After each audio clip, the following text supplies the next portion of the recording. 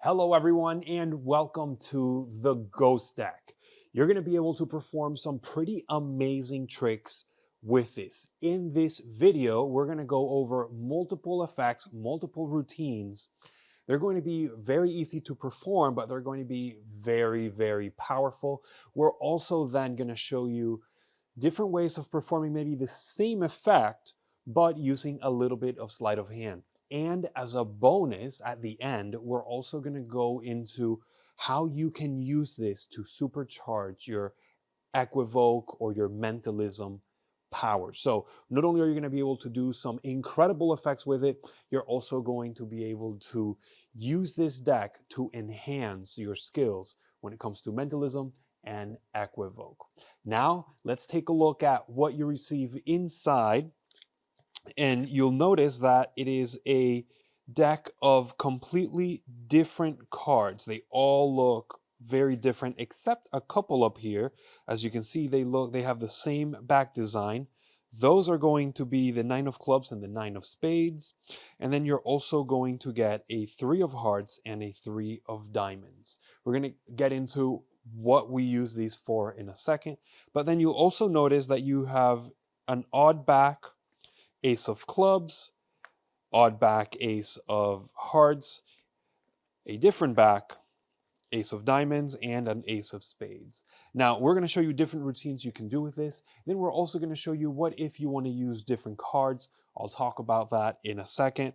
And then, of course, the rest of what the Ghost Deck would be, and the reason it has the name Ghost Deck is because they're all blank. And this is going to let you do a lot of kicker endings. So this is what these are made for.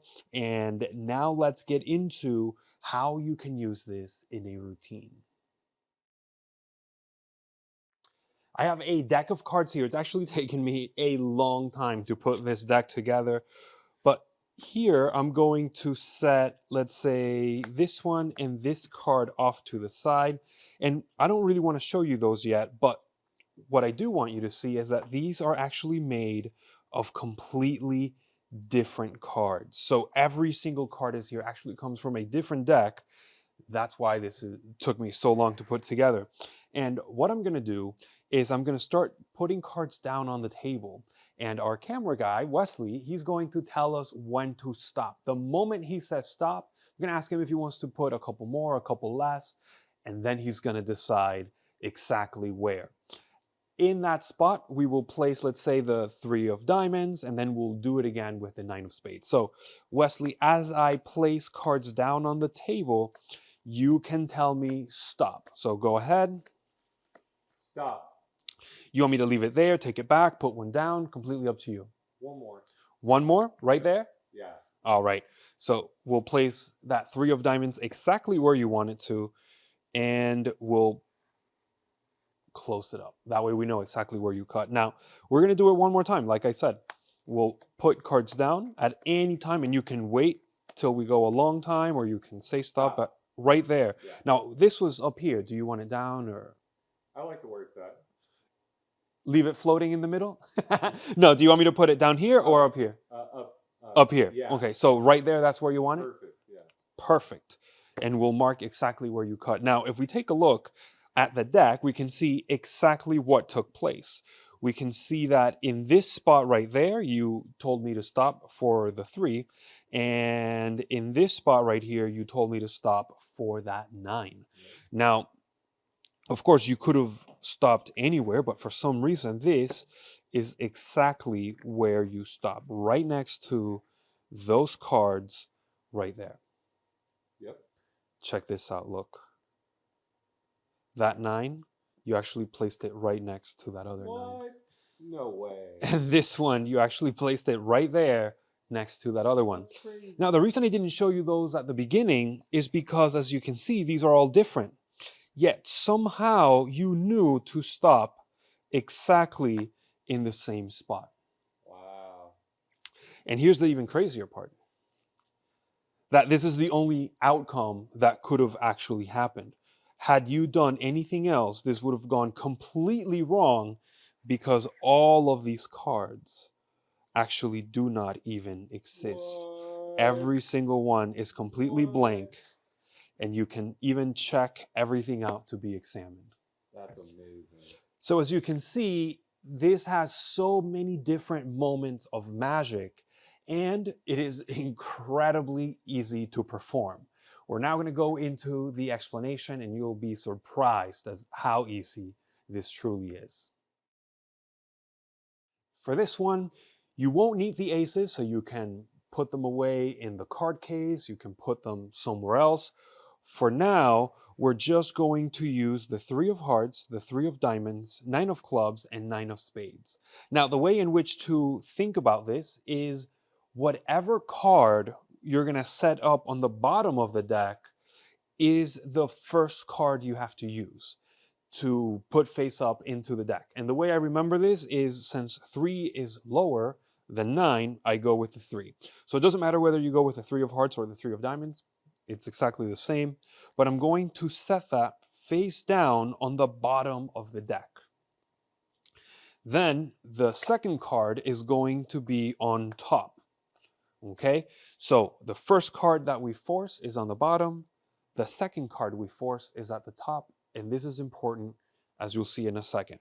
Now, the way in which I like to set this up is by then, after this, I place the other two matching one on the bottom of the deck. The order now really doesn't matter. And this goes into any card case that you have. We had this bicycle one lying around, but if you have even a deck from the dollar store, use that. You can use absolutely any card case that you want because all the cards are different. And this is supposed to be a deck that it took you a long time to put together because you took a card from each different deck. So once you have your card box, we're going to now open it up and we're going to take it out face up and say, here we'll use 2 cards. Let's say this one and this one. And notice how automatically my hand wrist kills because I don't want them to accidentally see that I have another 3 down here. It's okay if they do. They don't really know where this trick is going. But as I take the cards out, I then put that down. And this almost should feel like those were just whatever random cards were at the bottom of the deck. And we're just setting them out there. Now, we're not really showing the backs of those cards. We're going to leave those a little mystery. Then all we do is we show the backs of all of these cards. We bring attention to, look, every single one is completely different in this deck. Of course, don't show the faces. If not, you're going to ruin your surprise ending. But from here, you are good to go. Now, all you have to do is first have them put in that 3 of diamonds. Remember, is the lowest card, and we have the 3, the matching 3, set up at the bottom. So all we do now is we deal face down. Now, you will be dealing that matching 9 to the bottom of the deck, which is perfect because that's the place it needs to be to force the card. You'll see what happens. That's why we have the 3 here. So this here is actually setting us up to do the second force. So as we deal down, they can really say stop anywhere. You can ask them here, do you want 1 more, 2 more, 3 more, 5 less? It really doesn't matter. The idea is that they choose the spot. We never bring attention to the actual back design. We just tell them to say stop somewhere. The moment that card is covered, we say we're going to mark exactly where you told me where to stop. And what that's doing is it's putting that 3 next to the 3 they just placed, as you can see. Now we're going to do the very same thing. So, but remember, now we have that 9 set up on the bottom as we had the 3 set up on the bottom for the first selection. So here we start dealing. Once again, they can say stop anywhere. It really doesn't matter where they say stop. Let's say they say stop here. Again, you can play with them. Do you want a couple more, a couple less? Or are you happy there? Oh, a couple more. Okay, we'll put a couple more. Then we set that card on top of the pile that's on the table. And then we set this on top. I'll show you once again, but what's really secretly happening is that matching 9 is going directly above it. From here, we close, and now we recap the effect. We tell them now, remember, I dealt anywhere you wanted to. You told me exactly where to stop, and we placed the first card there. We then did it again, and you could have stopped me less or more. In fact, you added a couple cards, and we put it exactly there. So if we take a look, And now we can spread the cards and we say, look, right there is where you place that 3, and right here is where you place that 9, right? So everything you're saying is technically true up until this point, and it's going to continue to be true. So this is what we do. We get rid of all the cards except what we know is our force card. So we get rid of that. We move that off to the side. We get rid of everything. We leave that there, and then we take this just like that. And we set this here. You don't want to accidentally show the faces. From here, we're now going to have 3 separate reveals that are going to build up. The very first one is letting them know, let's see what card you told me to stop at, and that card is the matching mate of the 9. Same number, same color. We do the same thing here, and it'll be a match. We're then going to tell them, now, this is where you told me to stop, but you never saw the backs of those cards. Check this out. So now when we show the back, they perfectly match. So this is another little magical moment for your spectators. Even though technically this is the same thing, your spectators will react one more time for that. Now that we have this, we're going to turn them face up and we'll show or we'll let them know that this is actually the only outcome that could have taken place. Had they made any other choice slightly different, everything would have been completely wrong, and then you can show that every single card is blank. And of course, at this point, everything is 100% examinable. Here is an amazing subtlety by Patrick Wolford that's going to help you hide the setup even further. So if you're a little concerned that your cards or your setups are kind of in display right in front of your spectator's audience, this, or right in front of your spectator's eyes, this is going to help you hide that further. And we're going to weave it into the presentation itself. So you have your first force card down here. Your other force card is going to be up there. And the difference, rather than just starting out like this, you're really going to place this card fourth from the top. That way, if you do spread the cards like this, we can do a tight spread down here, which is going to hide one of those cards a little further. So we're not even going to see that card. And over here, the card is technically hidden fourth from the top. This way, your spectators can't really see the reveal cards before the routine even begins. So we're here, we can show. And now once you start the routine, this is the little subtlety that you add into your presentation. We tell our spectators, here's what's going to happen. We're going to deal cards down onto the table. You will say stop, and we'll place the card there. Okay? Okay, let's get into it. So now we have almost in the instructions of the trick, we're actually setting ourselves up. And it doesn't have to be fourth from the top. You could have it fifth or sixth, wherever you want. If it's six, you do the very same thing. So we tell them, look, I'm gonna deal cards down, and you're just eventually going to tell me to stop. When you do, we're going to take the card and place it right there. All right. Now, you could either do the dealing at this point, or you could even hand the deck to your spectators, and now everything is going to be set up so that you can perform the trick as we have taught you. So this is one really good subtlety in order to hide the secrets of this effect even further. Check it out. We have here a bunch of cards that come from a completely different deck of cards. Now, what I'm going to do is I'm going to take, let's say, this one here and that one there. And I'm going to have, Wesley, do you mind just stepping in for just a second? As I go like this, just go ahead and take, let's say, the 3. Okay. So take the 3. Face up, and then stick it anywhere at all that you want. All right, right there. Right there? Yep. All right. And then remember, keep it face up, but take the 9 and then place it face up anywhere at all. Not next to the 3, somewhere else. How about right there? Right there works for me. So if we take a look, you've technically placed the 3 right here and the 9 right there. Let's take a look. There's the 3 right next to that card. Yep. And there's the 9 right next to that card, as you can see. Well, check this out. This is the crazy thing, because look, you actually put the 9 of clubs right next to the 9 of spades. What? And you put the 3 of hearts right next to the 3 of diamonds. The crazier part is that they even have matching back designs. There's No no way. other back design here that looks like those. What? Come on. You somehow intuitively knew. But That's what crazy. if, isn't it? Yeah. But what if I told you that this was actually the only way this could have ever taken place? I don't believe you. Check it out. Look, every single card Oh, what? is 100% blank. There's just no other possible choice That's crazy. that could have taken place. Wow. Thanks.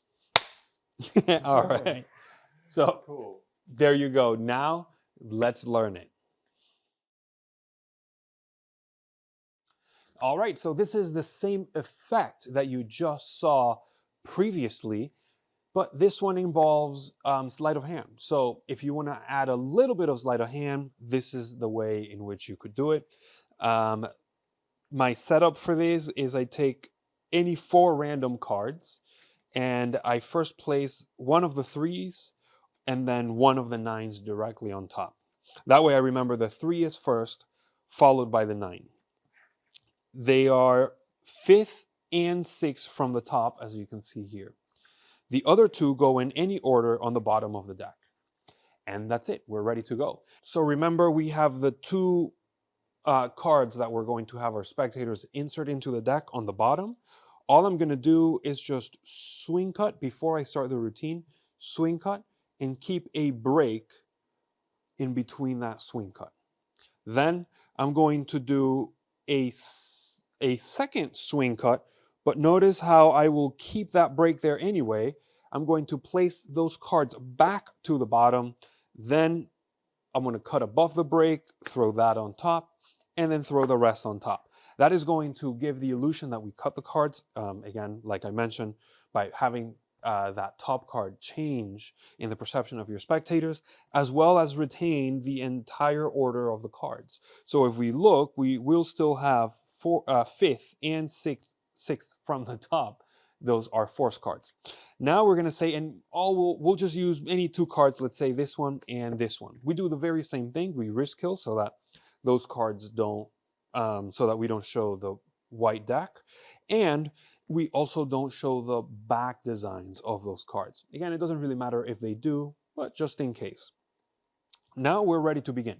So as we have our spectator come over, all you're going to do now is call that first force card. In our case, the 3 of diamonds. So I'm going to call that card. Basically, if you don't know how to do that, very briefly, you take your thumb and you place it on top of the card above the force card. Then with your fingers underneath, you just pull that card so that it clears the spread. Once it clears the spread, you can then continue to spread the cards while that card rides underneath of the deck. From the front, it looks like nothing is happening. Now we have the spectators say, take the 3 of hearts, keep it face up so that we can track where it's at, and place it anywhere you want in the deck. Now, let's say they place it here. So all you do from behind is go with the card and slip that card either on top or below. I like to put it above. So as we see, now that card is going to be above it. Then we continue to spread and we close. Then we say, now I want you to do the same thing, but with that one. And when we do that, we do the very same thing. So the 4th card we put our thumb on. Our force card we're going to pull down and steal underneath of the deck as we spread. Now when we do this in full speed, it should look like you're just spreading the cards and your spectators can put it in, but we have secretly taken that card below the deck. Now, all we tell them this time is don't put it next to the 3. You can put it anywhere else you want. Let's say they place it here. And then if we placed the force card on top of the 3, we'll do it again on top of the 9 here. So all I'm doing is now slipping that card on top of the 9. We close it up, and now we recall what we did. We can spread the cards here. We said, now remember, you put the 3 technically anywhere you want it. I like to pull the 3 out first, and the 9 also anywhere you want it. Now we take everything above our force card, can put the deck off to the side, move that pair off to the side, and then repeat the very same thing. We just remove all of the cards except our force cards.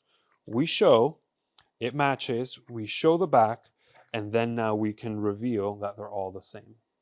So that's pretty much how you can do that very same classic rainbow style effect, but using a little bit of sleight of hand.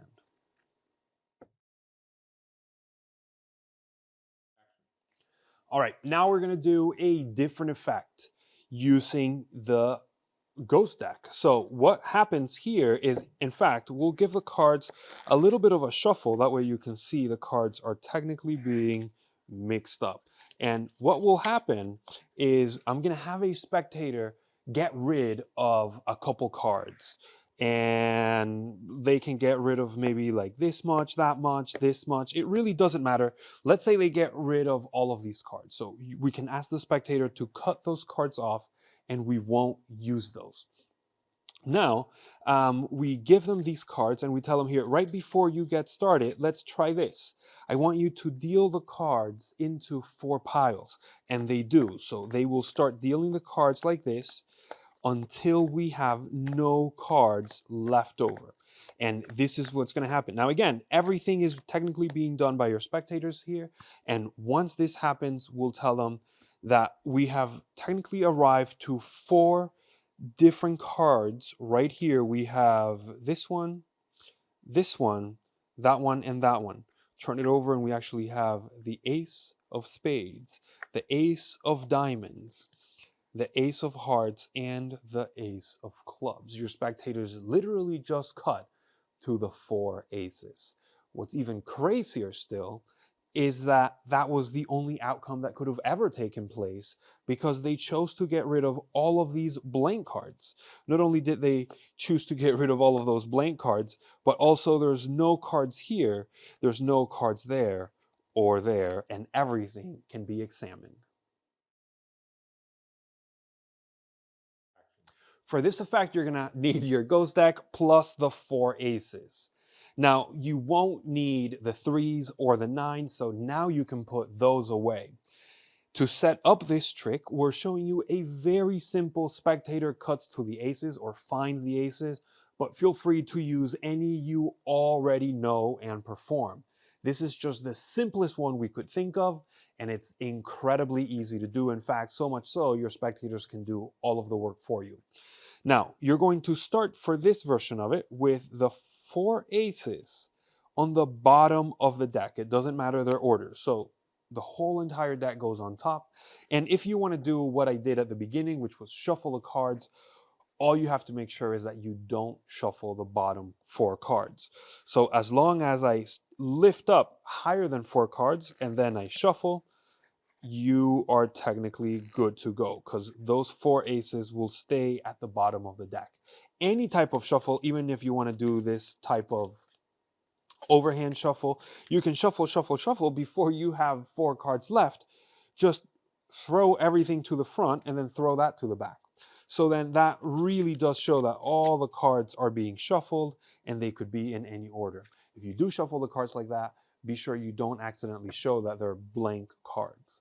But you can even do an in the hands riffle shuffle like this by just keeping those 4 aces on the bottom. So once you're ready to go, if you want to give the cards a false cut, be my guest. But for now, we're just going to have our spectator remove bunches of cards, or you can even tell them, cut off more than half the cards and we're going to get rid of them. We won't use them. So now let's say they cut off that many, or you can even have multiple spectators. Oh, just cut off a couple cards. You cut off a couple cards and a couple cards. We're not going to use those. But this is just putting in your spectator's mind the fact that they are themselves cutting to the cards, which we can then use in the presentation later. So let's say they got rid of all of those cards just so that it's easy. As you already know, these are your aces are already still on the bottom. If you want to do one of those overhand shuffles, making sure you keep all those 4 cards on the bottom and then throwing them underneath, you can. If you want to make sure you keep those 4 there as you pretend to mix them up like this, that way it looks like they're in a mess, but in reality, you're not shuffling any of those 4 bottom cards. You can also do that. The point is, once you're ready, you can give the cards to your spectator and have them deal them in 4 piles and just start over. So that just looks like this: 1, 2, 3, 4, and then they start over. And once they finish, you'll notice that the 4 aces are coming to the top. I will do it very quickly with the 4 aces face up so you can see exactly what is happening. So here we tell them here, let's just mix these cards up just a little bit. Again, those are there. So we'll mix these up just a little bit. Here, take the cards and deal 4 cards and then continue to deal until you run out of cards. So then check this out. This is what's actually happening, and we can follow it with those 4 aces being face up. Notice how this is here. That one's going to go there, and then this will just continue, and then you'll have all 4 aces on top, no matter how many cards you have. Of course, this will be face down. Here, you can now show that they cut to the 4 aces. We tell them that this is the only outcome they could have had because there's no other cards.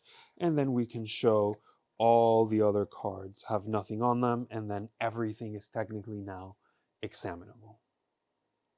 It goes without saying, once again, you can use any type of spectator cuts to the aces. If you want to do the cutting yourself, feel free. If you want to add false shuffles like we have, you can do that as well. We're going to do another trick, and Wesley behind the camera will make all of the choices. But again, this is one of those where even the spectator can do this trick. But here's what we'll do. Before he gets started, we'll just give the cards a little bit of a shuffle, and then we're going to play a different style of game. Rather than going with 5 cards, we'll go with 4 cards as if we were playing poker. But let's just go with it. So let's say we have 4 people playing, and we have 4 cards that get dealt out. I'll show you how you can actually do this with 5 cards later, but for now, let's go with 4. So Wesley, Yes. you will pick either spectator 1, 2, 3, or even my pile to get your card from. Whichever one you name, or yeah, you can name, we'll use that. Let's go with 3. With 3 right here. Okay, so if you were here doing the routine with me, you would pick it up and you would take a look at the card. You got it? Yep. Okay, and then you would place it right on top of the deck. In fact, we'll even get rid of it by placing all the other cards on top. Okay? And here's what I'll do. I'll give the cards just a little bit of a mix. And then I could even have you deal the cards, because in that shuffle, I've actually stacked the cards in a very specific way so that hopefully I can deal your card into my hand. Now remember, you could be thinking of absolutely any card, but I stacked the deck so that I could get exactly the card that you were thinking of. So for the first time, what was the card you were thinking of? Ace of Hearts. Ace of Hearts. Yep. And I said I would deal it exactly to my hand. Let's take a look. The ace You got it. of hearts. Now, Nice. even though that does seem difficult, I actually did something that was even more difficult, because I actually managed to shuffle not just the 1 ace, but all 4 aces to my hand. Wow. And not only that, the entire deck, as you probably already guessed, is also 100% blank. And everything can be examined.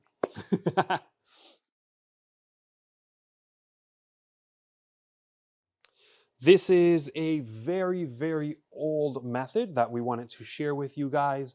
It kind of makes it seem like you have superpowers and are able to deal the 4 aces to your hands, and you can somehow know what card your spectator is thinking of. It's super simple. In the previous trick, where they cut to the aces start on the bottom. For this one, they'll start on top. if you want to shuffle the cards, just make sure that when you shuffle, you leave a stack of more than 4 cards on top so that you don't accidentally shuffle your aces. So if I leave them face up, you'll see exactly what I mean. We have the 4 aces here. As you shuffle, you just make sure that you leave a stack more than 4 so that they don't accidentally shuffle between the deck. So once you have that ready, we're going to get started. So we will deal 4 cards, and I'll show you how to do it with 5 in a second. But we'll do 1, 2, 3, and then to yourself, and we'll do 4 cards on each. So we'll just do that really quick. And you'll notice that all the bottom cards are the aces. Those aces are technically being dealt to the bottom of each one of the piles. That's why it doesn't matter which one they pick. Wesley, thank you. He picked pile number 3. So all you do is, if you have the spectator with you, you can have them square the cards up, pick up all of them and hold them against their chest so that nobody could see the card, and then just have them and then take a peek at that card. Okay? So they'll take a peek at the card. You then tell them to place the cards on top of the deck. Or if you're doing it like I did, let's say they're like, oh, I want from your hand. So then you square everything up, you show it to them, you look away, and then you say, and we'll lose that card somewhere in the deck. It doesn't really matter. And now we just get rid of all the cards. The only thing that's important is that you don't change the order of the cards. I'll show you a little tip later of something you could do, but for now, just make sure each packet gets placed back onto the deck exactly how it was, because that's actually going to set all the cards up. It's going to stack the deck so that all of the aces land in your hand with their card on top, because their card was the first one that we put back. So check this out. Now here, let's actually do it so that you can follow it. We will do it with the aces face up, okay? So remember, the aces are there, the aces are there, the ace is here. Now, this is just for the explanation, but your spectators would have looked at that card, in this case the club, and look, the club, we'll put it just like this, is going down. Then you put that on top, then you put that there, and then you put that there. The order in which you put them doesn't really matter, but it's setting the cards 4 cards away from each other each time. And what that happens is by starting with the first spectator here, 1, 2, 3, ace comes to us. 1, 2, 3, ace comes to us. And then we'll do this again. And notice how now that very first packet, which is where they got their card from, their card lands on top. So it will always be the top card. Now, of course, this would technically be face down. So let's put it face down. So now we tell them to name their card. The whole purpose was for us to deal that card into our hand, and then boom, we show that we did. Not only did we manage to deal that into our hand, but also all the other aces. And now we show that all the other cards and the deck is blank as our kicker. If you're interested in knowing the little shuffle that I did after our setup, which would look something like this. So, boom. Right? So this is the situation we would have been in. Just like this. They, let's say they're, let's just go for, so you could easily remember, this one goes there. And then everything else doesn't matter the order. The way in which I shuffle the cards to stack the deck was by cutting off more than half the deck in an overhand shuffle. So I cut more than that. I then in-jug shuffle a single card, okay, stepped out like this, and then you can shuffle this off, no problem. Then from the top, you don't want to use that card, so we're going to push it up and squeeze, and that's going to give us a break. Now this is the undisturbed top of the deck. So we can shuffle this again because it's what we just shuffled. So now we shuffle, shuffle, shuffle. Eventually, we're going to run out of those cards.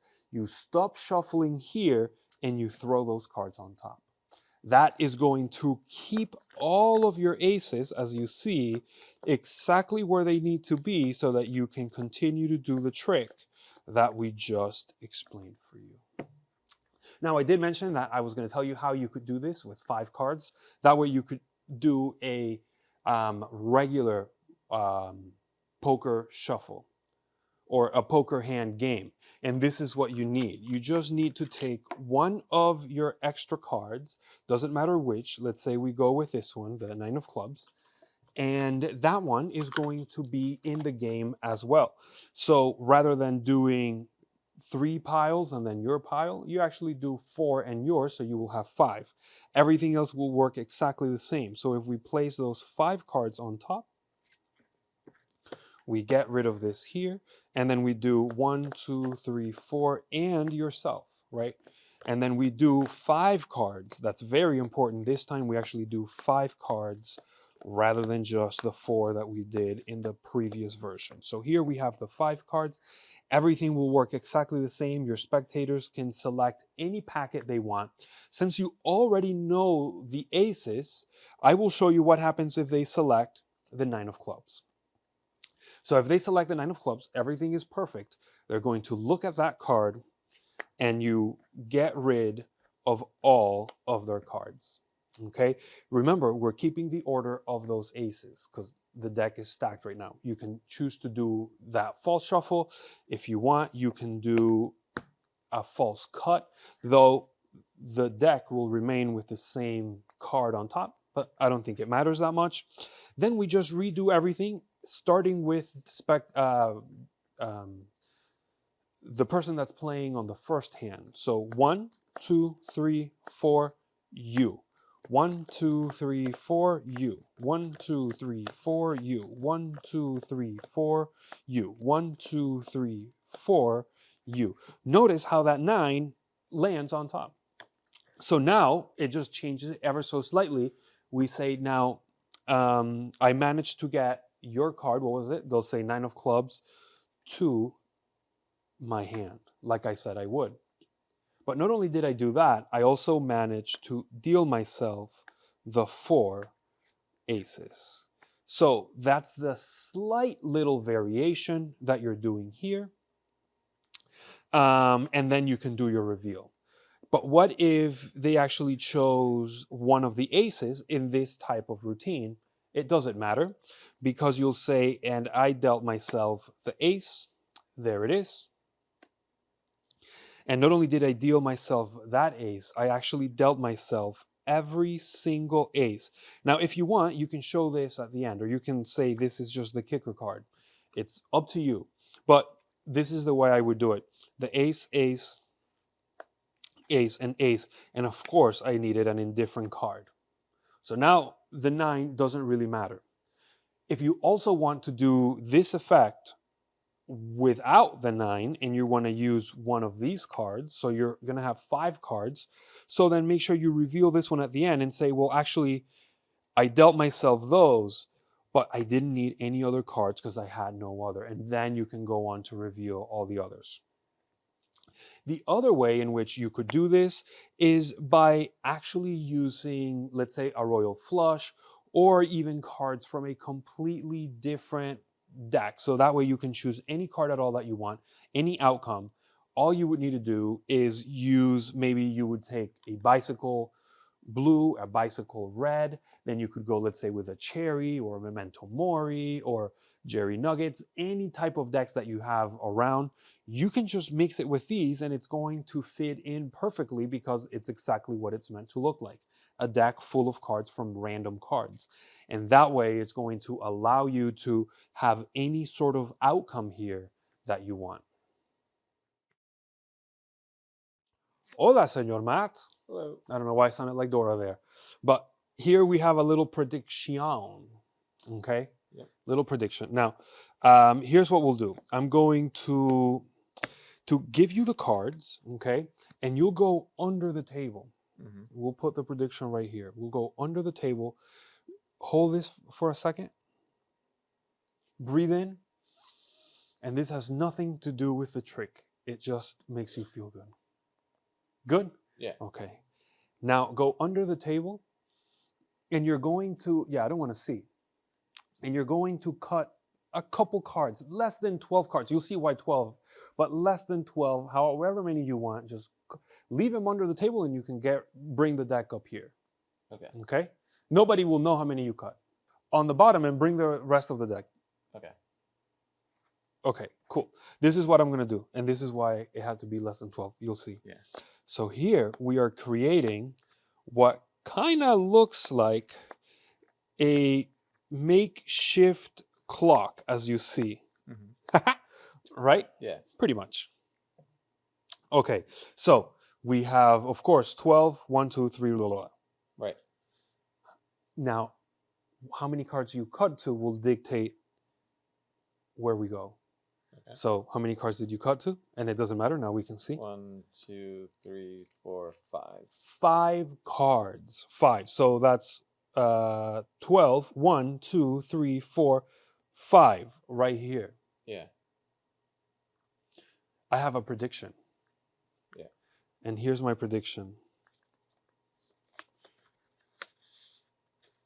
Dang. It perfectly matches. And it's not like there's anything else in here. I mean, it's pretty much see-through. Yeah.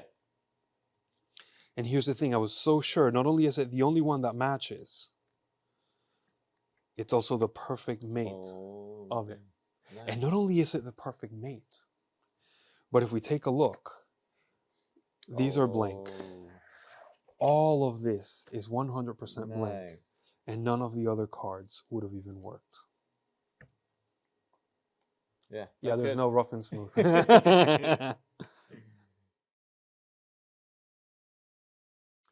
All right, now we're going to go through the clock trick. Super simple. You'll see this is pretty much self-working. You're going to start with a pair of cards. In this case, I'm using the 9s. So you can put it in an envelope. If you don't even want to use the card, you can just use one. And then you have it written on a paper, or you can have this in your wallet sticking out. However you want to do it, or you leave it in the card case, up to you. We're using here a little envelope with a question mark. That's our prediction. And then we leave it on the table. We give it to a spectator to hold, however you want to go about it. Now, the way in which we will set this up is by placing this card in a specific spot in the deck. Now, you won't need any other cards but just those 2 cards. So here we'll have our blank ghost deck. Then we're going to count 12 cards. Okay, so if we have here 12 cards, 1, 2, 3, 4, 5, 6, 7, 8, 9, 10, 11, 12, we're going to put the matching force card on 13. This is the classic clock trick force. So now that that card is 13, I'm going to leave it face up just so that you can follow it. When you perform, of course, keep it face down. But I'll leave it face up. Now, here's what's going to happen. All you have to remember is you're going to set the cards up in anti-clockwise order. So rather than going 1, 2, 3, you're going to go 12. 12, 11, 10, 9. It's hard for me to count backwards. So here, all you do is tell your spectators that you need them to cut a small little few amount of cards, no more than 12. They'll see why in a second. So now they're going to go under the table, cut any amount of cards. We'll leave them there. You'll see that we don't need to know how many cards those are. They'll bring the rest of the deck up, and we're going to say a couple of things before. That way they know we're not going with multiple outs. So we're going to tell them, I'm going to make a clock here. So if you see, you're just placing the cards in a clock format. And the way you can remember this is you're going to have every 90 degrees, 2 cards in between. So 12, 11, 10, 9, 8, 7, 6, 5, 4. There's our card, right? There's our force card. So it's on 4, 3, 2, 1. Now, before they even count the cards, we're going to say this is a clock. So we have the 12, the 1, the 2, the 3, all the way up to 11. This is going to cement the order of the cards. That way you can't then say this is 12 or this is 12 or that's 12. That way they know this is 12, that's 1. And once they know 2, they'll know the entire order. So here, because we would be able to follow that back design, we technically already know that it's going to be 4 because it's on the 4 position. So when we count here, there's going to be 4 cards. Your spectator cut 1, 2, 3, 4 cards. And the 4 cards are going to lead us to 1, 2, 3, 4. Here we would then, if you want, you leave it there, or you say, now that's the one we randomly chose. Let's take a look at what we have in here. Here we'll have that. It'll match. Second reveal. And then when we turn everything face up, it'll be the the third reveal. I'm getting a little bit ahead of myself. Now, if we want to go even one step further, we could also do an extra little reveal or an extra little phase if you wanted to. Let's say that we would set everything up exactly the same. So that would be there. This would be in here. But the only difference we will do now is we'll include the 3. And if you want, you can even include this other one. So there's going to be multiple options. I'm going to walk you through one right now. But the setup would be everything exactly the same. Take one of your 3s and place it on the bottom of the deck. And then I'll set it up just so that you can follow it easier, actually. So here we'll have the card, and then we're going to put 12 cards on top. So this should hopefully be, let's see, so it's going to be 3, 6, 9, 12. I'll get rid of those. And here would be our setup. We're going to have these 2 cards inside. So those 2 force cards are going to be inside. We have the 12 cards. We have our first out here, our first force card, 12 cards on top, and on the bottom we have the next one. So now we do everything exactly the same. We tell them they're going to make 2 choices. They'll cut a couple cards. Let's say they cut that many cards. Let's cut a few more. Let's say they cut those there. We'll now go ahead and do our clock. 11, 10, 9, 8, 7, 6, 5, 4, 3, 2, 1. And then before we start, we tell them, and another spectator, go ahead, or the same one, go ahead and cut the cards anywhere you want. And let's say they cut right here. Now we tell them we're going to mark where you cut. And now we can do the trick. So now we have here, we count 1, 2, 3, 4, 5, 6, 7. So we count 1, 2, 3, 4, 5, 6, 7 right here. We can remove that. And now here we can show that we have that 3. Now you can turn it over and leave it there. Okay, so we would turn it over and leave it there. That way it appears that they selected any card from the middle of the deck without ever showing the back of that one or the faces of this one by risk killing. So this is here. Now we say, now check it out. We have 2 different cards in here. Once they open it up, in fact, you can even have it like this, right? Or you could even have it like this so that it appears that it's a mistake. It's completely up to you. So let's say it's like this so that they think it's a mistake.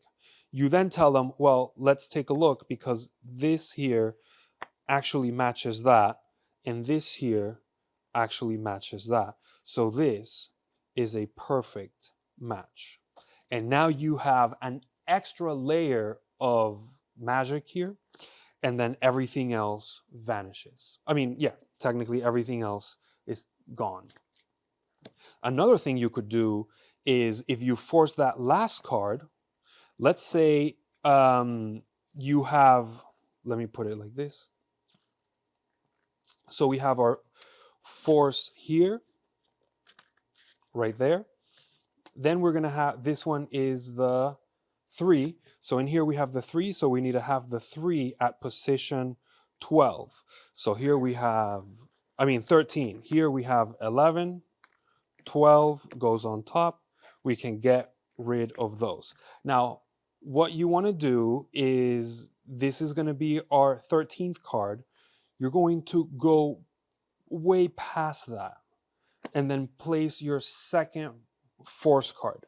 Now, this is just going to show as a random card, and you'll see exactly what I mean. So as long as it's past 12 cards, you're going to be good. So, and I'm talking about 12 cards past the force card. So it should be past the 26. Now we do the very same thing. We'll cut there some cards. We do our clock. So 11, 10, 9, 8, 7, 6, 5, 4, 3, 2, 1. And now we can spread here. Depending on where they cut, how many cards they cut, which we'll never really know, is going to dictate how far down our other force card will be. So once we get to that other force card, if you want, you can call that card and have them touch any card.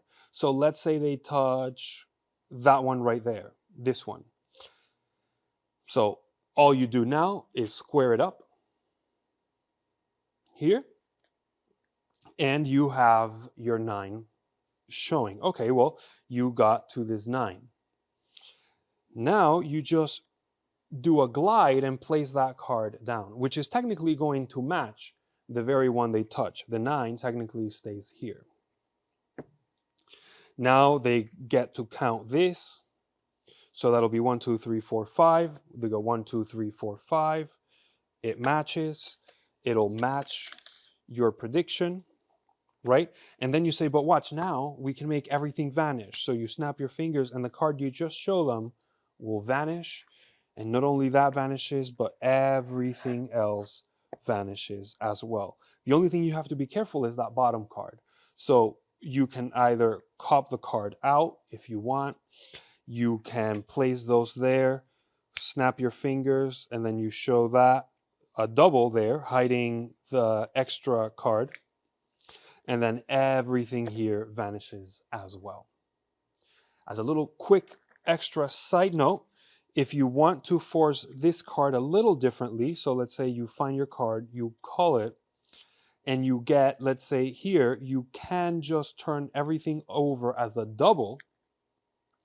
Here you do another double and you place that down, keeping the card on top. That way, when you then show that everything is blank, you just never spread that bottom card, and then you're good to go. So of course that one will be blank, everything else will be blank. And here are just a couple of options that you can do with the clock trick. You can have a dual prediction, a single prediction, or even where it gives the illusion that you actually made the deck vanish as well. All right, let's try one more trick with you if you don't mind. Yeah. We have here some cards. Actually, can you take the cards Yeah. and start dealing them here one at a time? You can even drop more than one at a time if you want, but stop somewhere in the middle.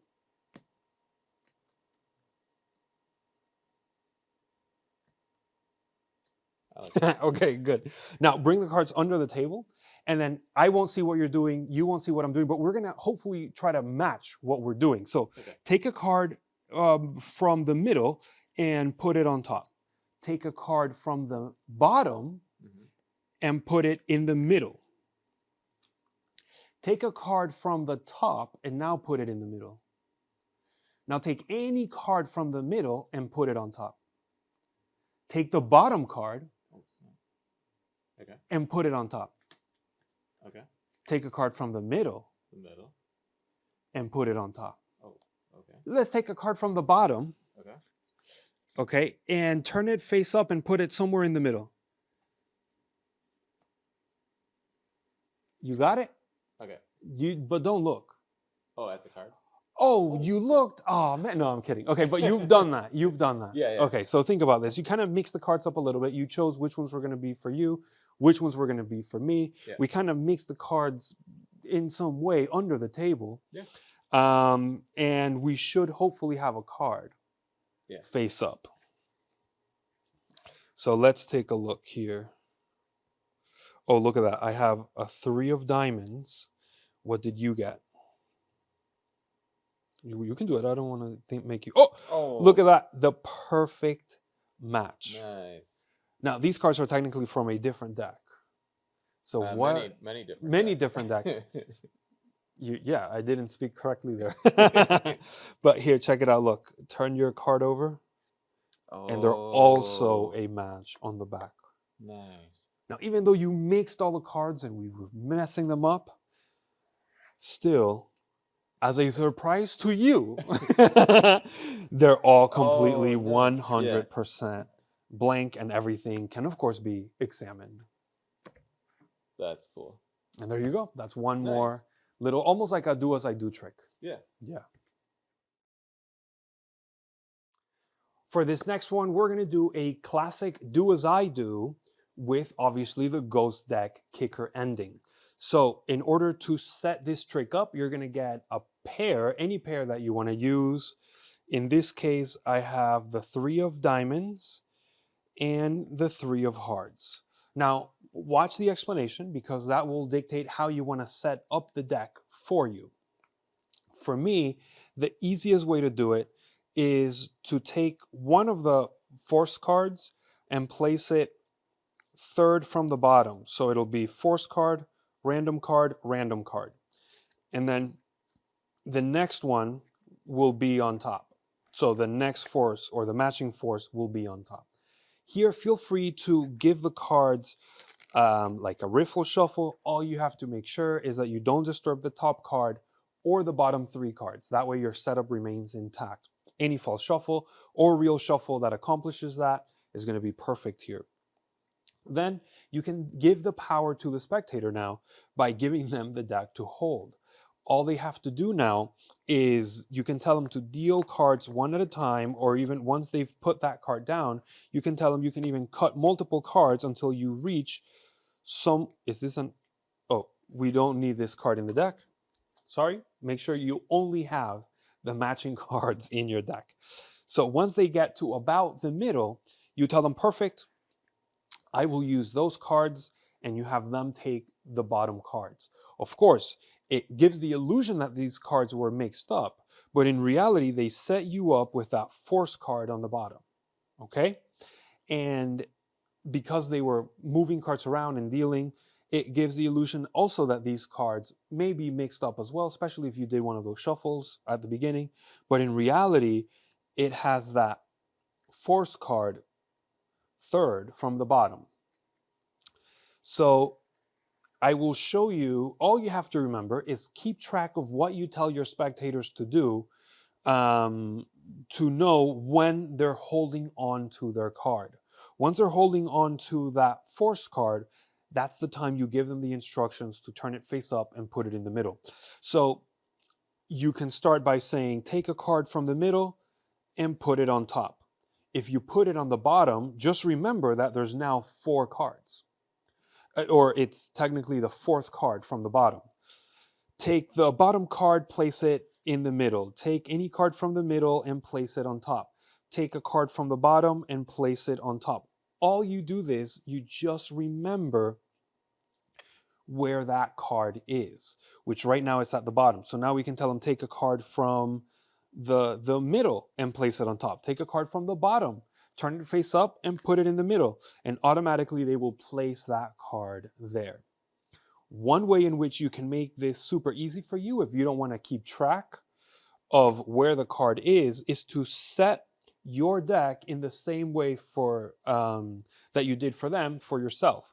So all that means is, rather than starting with the card on the bottom, you start it third from the top. You have them deal until they hit that card on the table, and then you can have them deal more cards until they reach somewhere in the middle. Then all you do is do exactly what the spectators are doing, and you'll always be able to follow where that force card is. Once you do that, eventually you will take that card face up and put it also in the middle. I like to just keep track of it mentally. Once I go under the table, I literally just take the card and place it there, and then all you can do as you give them instructions is just keep putting a card from the bottom to the top or from the top to the bottom, and it'll give the illusion that you're doing the same thing the spectators are doing. It goes without saying, now that they've done that, we bring the cards up, we can spread them. Here's the first kicker where the card will match. We'll show the backs, then you can turn everything up and have that kicker ending to a very classic do as I do routine. Another way in which you can perform this effect is by having actually your stash of cards, or not your stash of cards, just your force cards in your back pocket. I would recommend that you know the orientation of the cards. I like to put with the backs facing my body, so we'll have that. And I like to keep it kind of sticking out when I'm going to perform. So you can tell your spectators to shuffle the cards as much as they want, to give the card, complete the cut if they want. And just in case, if you're performing on a table, you don't have to have them on your back pocket. You could actually have them on your lap at this point, because the excuse that we're going to give is going to cover both areas. So once your spectator has shuffled the cards, and to make sure that they don't look at the faces, tell them shuffle the cards, but make sure you don't see the faces, because I don't want you to get influenced by them. And then that's a little excuse you can use so that they make sure they shuffle the cards face down. But here's how we're going to load those cards. So we say, and I like to cut the cards as I'm doing this so they don't keep track of the faces, but it would look something like this. In a moment, I'm going to have you take the cards, you're going to take them behind your back, and then I'm going to have you do a couple of things. Okay?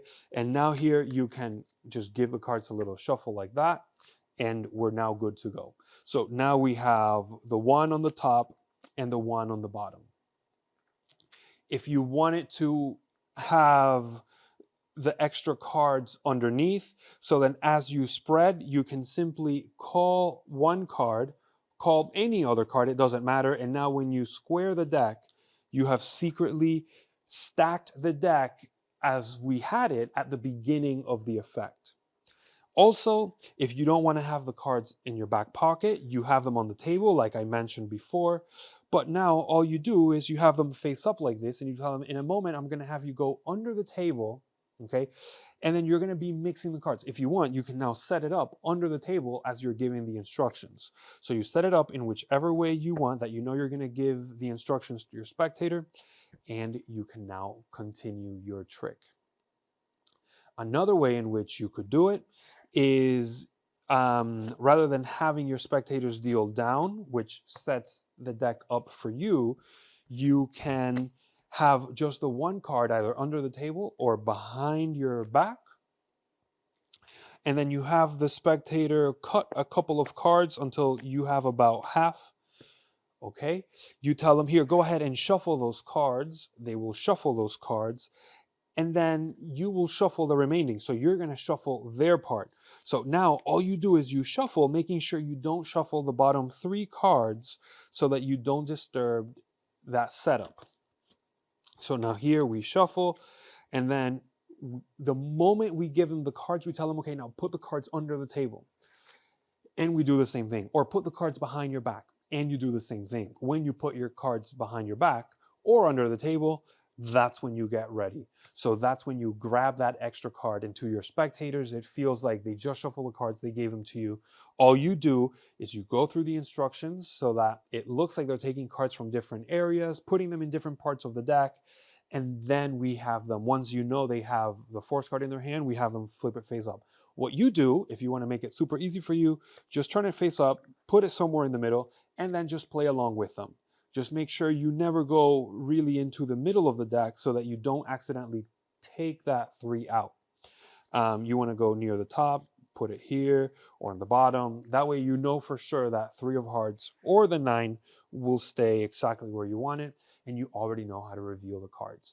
So there are some couple different ways in which you can get into the do as I do effect. You can perform it at a table, you can perform it stand up, under the table, behind the back, however you like, with multiple different methods. We're now going to go into kind of like a little bonus section. This is going to help you really supercharge your equivoke skills or your mentalism, off the cuff jazzing capabilities. Now, I was talking with Patrick Wolford, and he's the one that technically came up with this. In fact, the Ghost Deck would not exist without him, so thank you so much, Patrick. And this is going to really make you have to think on your feet. So this is how the concept we were discussing works. Now, you can go with, let's say, the ace of spades if you want, or you can go with one of the, let's say, the three of hearts. I'll do it with this one just so that we can very easily follow it. It is the, almost looks like Christmas because it has the green and the red. But the concept behind this is we're actually going to have the spectators shuffle the cards. We tell them we don't want them to look at the faces. And the whole idea is to really create the illusion that all of the choices that were made can actually cancel out the one method in which this could work. Okay, and it's going to make sense in just a second. But the idea would be the following. Here, we're going to give this a shot. Senor Matt. Yo. Now, I don't want you to get influenced by the faces of the cards. Okay. But, but can you shuffle them to make sure they're all really mixed up? Now, if you can do this blindfolded, even better. No, I'm just kidding. But yeah, shuffle them as much as you want. Make sure you know that all the cards are... Oh, that's a beautiful shuffle. Thank you. You're happy there? You want to cut them or leave them Can I there? cut? Yeah, it's up to you, whatever you want. Are you happy there? There. There is the happiest you've been? Yes. Ho ho! Okay, now we can clearly see that they're all mixed up, right? Yeah. I want you to take your, let's say, your left hand, and you go like that, and you stop anywhere, wherever you want. Right there? Yeah. Okay, put it down, and then throw all the cards to me. We're not going to use those. All right, let's try it again. Let's try it again. We're going to do a little, yeah. Go down. Right there? Yeah. Get rid. Okay. Take the cards that you have left over. Mhm. Okay. Now, do you want to leave them like this or give them a couple cuts?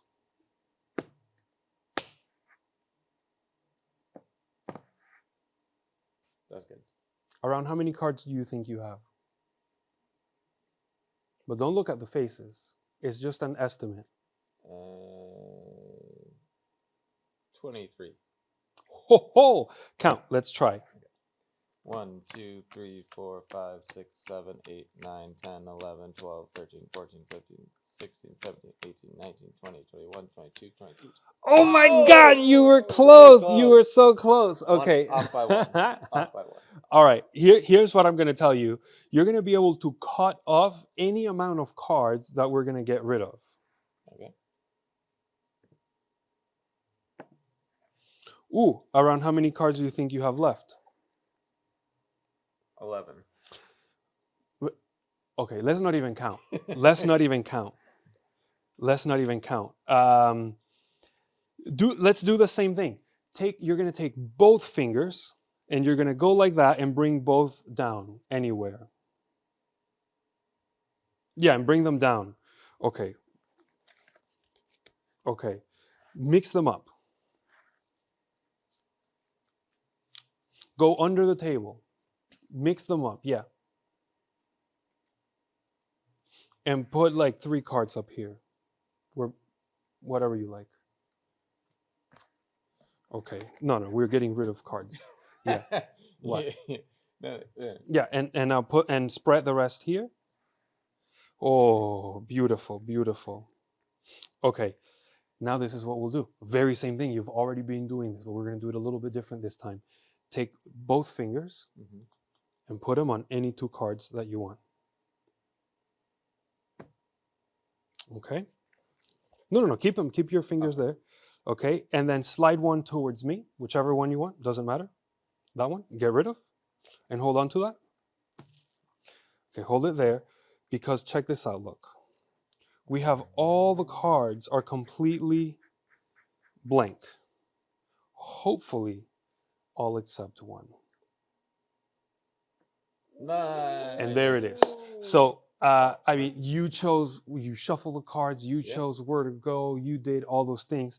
And once again, this is technically not a trick. This is just an exercise for you to play with a little bit of equivoke and mentalism. So thank you so much. Thank you so much for helping us out. Of course.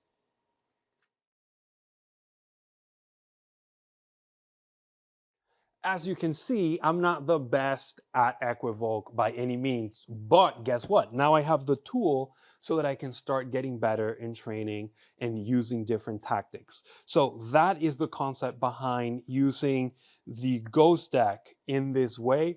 We're not telling you go out there and perform it like this, but maybe try this out with your friends and family or people that you trust, like magician friends or coworkers, and then that way you can try to hone in those equivoke skills. The way in which we tried to do it here, just to get you started, is by really giving the spectators the ability to shuffle the cards as much as they can. So they really are losing that card. Whichever one it is, just know you know the back design. We then tell them, look, all the cards are completely mixed. And all you're really doing as you do this is searching for where the card is and remembering where it's at. In this case, it's somewhere near the middle. If you can't find the card, so then you just start spreading the cards, showing them that they're all mixed up until you find it. That way you can kind of clock where it's at. Because it's near the middle, what we'll do is we'll tell the spectators, go ahead and cut maybe like a fourth or a third of the deck. And we're going to get rid of those cards.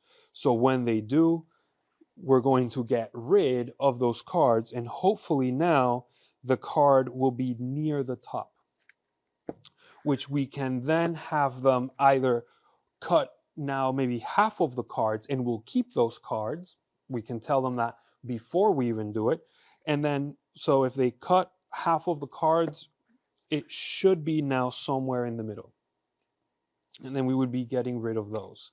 Here, we may think of them bringing the finger down, and then it's up to you whether wherever they put it, you want to get rid of those cards or keep those cards. Or you can, if it's really dead in the center, you can kind of use both fingers. Then you get, if the card is in between both of the fingers, you can tell them to get rid of everything that's on the outside of their fingers, and now you're technically down to 4. Now, I was purposefully trying to do as many possibilities as I could when Matt was here so that you could see the multiple different ways in which you could go along with this. Plus, I also am not the best at equivoke. So once you have those, let's say at the once you have the 4 cards, so then you could just do a very simple style of equivoke where you can have them put their fingers on any 2 cards. If they put them on these where the 4th card is actually being touched, so then you get rid of what isn't, and then you can tell them push one towards me. If they push the one that isn't, you just get rid of it.